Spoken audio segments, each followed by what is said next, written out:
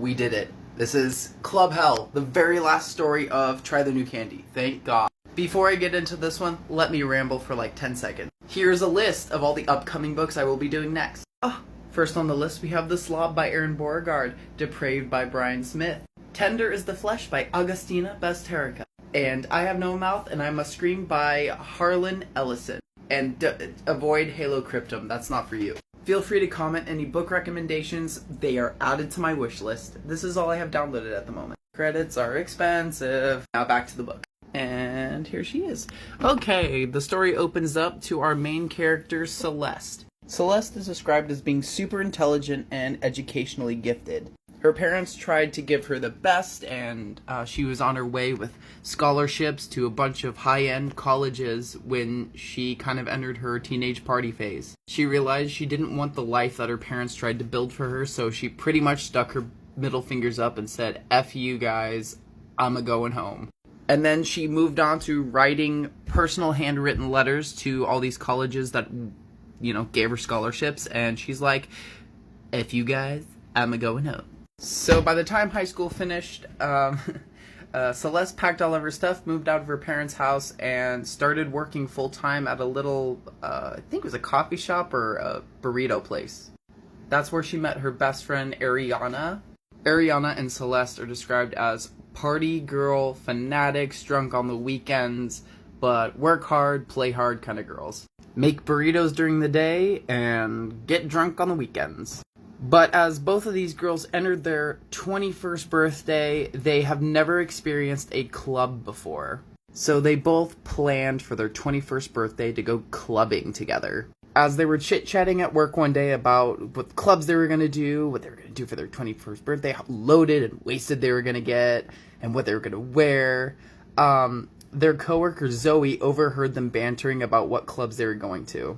Zoe might be my favorite character because she is the goth queen that I've always wanted to be. She gives off goth mommy vibes. Gory tattoos, hella piercings on her lips, ears, eyebrows, super dark and edgy makeup done, like eyeshadow and eyeliner. She had these epic gothic dreads, and it just sounds pretty rad.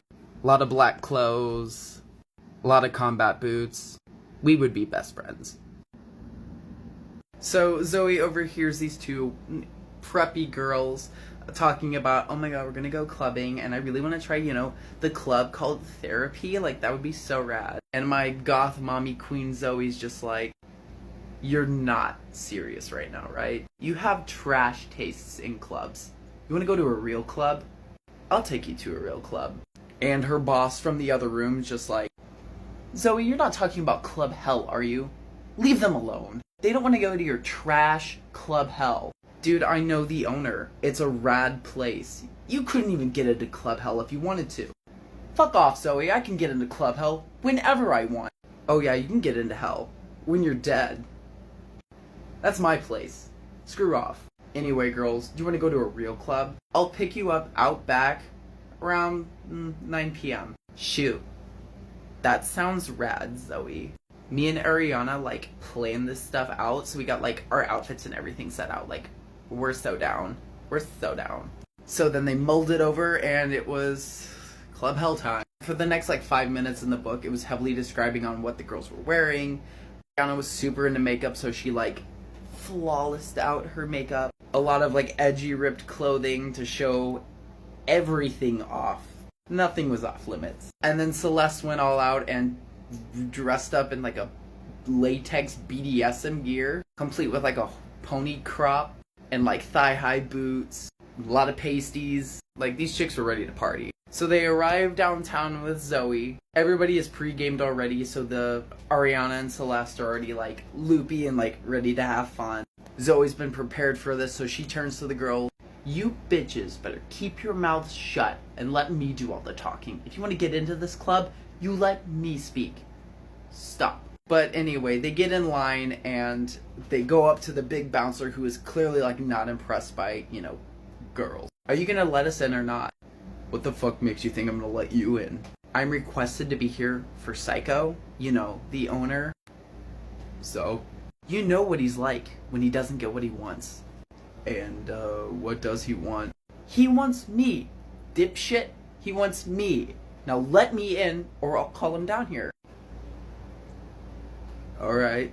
And then he lets Zoe in, but he stops Ariana and Celeste. You can go, but the pigs stay. They are with me, and Psycho wants them too. They come with me, and then they all go in. Now, if you're a fellow metalhead who is avidly going to a ton of concerts, or like underground punk shows in like the sketchiest dive bars, a lot of black, a lot of leather, a lot of booze, a lot of weird smells, a lot of mosh pits, and it's like super kinky too. Honestly, it kind of sounds rad. Then you probably know what this place is kind of like. They all enter the bar, and in the main area there is a live band playing. Sounds like thrash metal with a little bit of Norwegian black metal twists. The mosh pit is going crazy. Everybody is on substances. A lot of black, a lot of leather, a lot of latex. A lot of people getting it on right in public. There's literally a train of twinks just banging each other in front of the bathrooms. Sounds great. Zoe's leading the girls around like, she owns the place. And these, preppy party girls are just like, oh my god, what the hell? What is this music? Can't understand what they're saying. All of these, emos look so depressed. I'm so sorry. So Zoe leads them right up to the bar, and she's like, since I brought you guys in here, you owe me a drink. Bartender, 3 demon's blood, please. The bartender brings them this oddly gargoyle-colored drink served in, demon claw shot glasses. That's $180. Ariana's just like, what the fuck? $180 for 3 drinks? We're not even gonna get screwed up for that. I wanted more. And Zoe's just like, baby girl, this is all you'll need to feel anything the whole night. Trust me, this is gonna be a ride. So reluctantly, they pay the bartender and they whisk away with their drinks. This unnecessary scene comes up where Zoe's like, I gotta go to the bathroom because I have to take a shit. I don't understand what's with Aaron Borgard and poop scenes. If you know, you know. But they wander into Club Hell's bathroom, and it's like any dirty dive bar bathroom, the stalls are missing doors, weird stains all over the place, toilets that probably haven't been flushed in months, and there's a lingering smell. Except this is new, there's bodies on the floor. There's some girl just passed out in front of the toilet, her head dipping into the dirty toilet, just out cold.